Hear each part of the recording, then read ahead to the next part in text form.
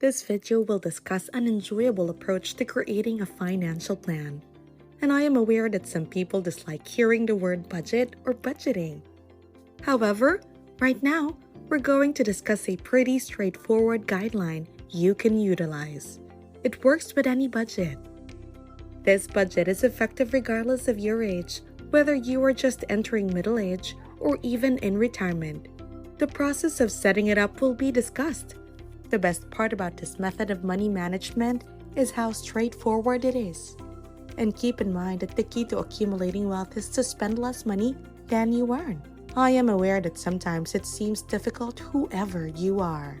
Actors, athletes, and even lottery winners who earned a whole lot more than the majority of us could ever hope to achieve have all ended up penniless because they failed to live within their means. And you could experience it too. Welcome to the Wealth Builder Den, your way to financial freedom. We'll help you make good investments and informed financial decisions to build your wealth. Subscribe to the channel. We'll share investment tips and tricks on how to save money and becoming wealthy.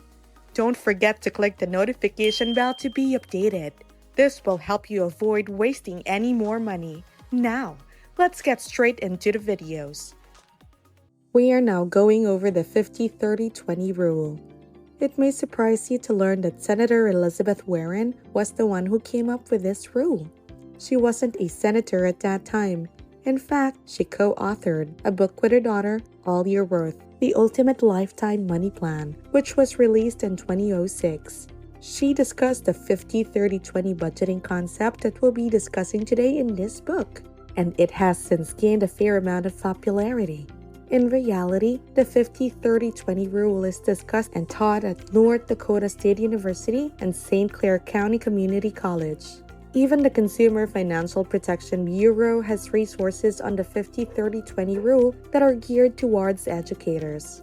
As a result, if you are or know a teacher at a school of any level, this would be a fantastic lesson to impart to the students because it will be beneficial to them. It offers guidance not only for learners but to teachers as well.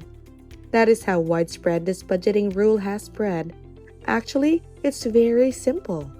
Allow me to briefly walk you through it. So it's not that complicated. There are 3 categories: 50%, 30%, and 20%. Remember that all of these are after taxes. Therefore, it comes after you pay your income taxes and all other taxes, which are deducted from your paycheck. But it's before things like health insurance and, for example, 401k contributions are paid out. We spend 50% of our income on necessities, essentials, or, the most common term, needs. Now, certain basic needs will be evident such as shelter, utilities, food, clothing, and healthcare. All of these needs are listed here, and we aim to maintain them at a maximum of 50% of our net income. Here, though, there will be considerably leeway. What is a need exactly? Food is obviously a necessity, but eating out frequently is certainly more of a want than a need. We have to take into consideration that it is up to our own personal or subjective decisions to determine how to classify these things. Even though I enjoy dining out, I generally consider it to be a want. That is not something I need to do. Even while I love Netflix and other streaming services, I don't consider them necessities. Rather, they are wants. But it's alright. There is space for wants, which gets us to this budget's following proportion. 30% is designated for wants. And once more, whatever you put in here will be subject to your own ruling. Although restaurants are usually under this, eating out. In some ways, vacations and streaming services are wants, since I believe we can safely say that none of these things is necessary for your survival. However, in my opinion, basic needs are not strictly for survival. I give it somewhat more freedom and flexibility than that. This is healthier for your mind and body so that you can actually sustain the budget instead of following a strict rule that can potentially cause stress or burnout. However, the type of vacation you take can be intriguing. It's feasible that you could go on vacation and possibly classify some of it as a need and others as a want. You might take a nicer vacation than you really need to, but I believe it could be beneficial anyway. There is therefore some leeway. The objective is to keep your needs and wants at 50% and 30% respectively. This leaves us with 20%, which is typically savings for the future, but it could be what makes you financially free. We use this to pay for our freedom, slowly but surely, little by little. In addition, this can involve debt repayment. That will be crucial. Saving money for retirement would be a part of it. Therefore, that may be in a 401k as well as an emergency fund. Anything we are putting away that we don't intend to spend. Therefore, I would say that saving for a trip is probably a want with an element of need in some ways.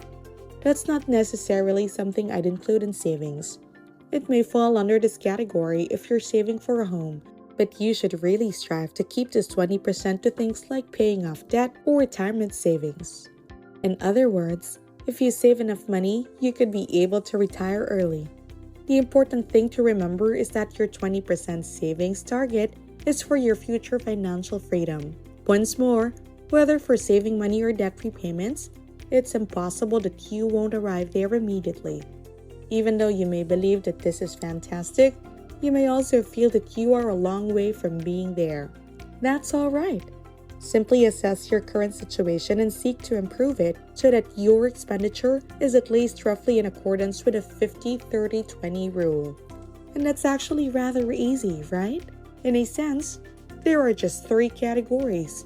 In fact, you can do this in almost every available budgeting tool like Empower, Tiller Money, and YNAB. You can categorize your expenses. Even more than 3 categories are possible.